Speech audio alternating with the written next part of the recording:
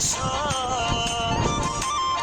و پدر و مادر تربیت شو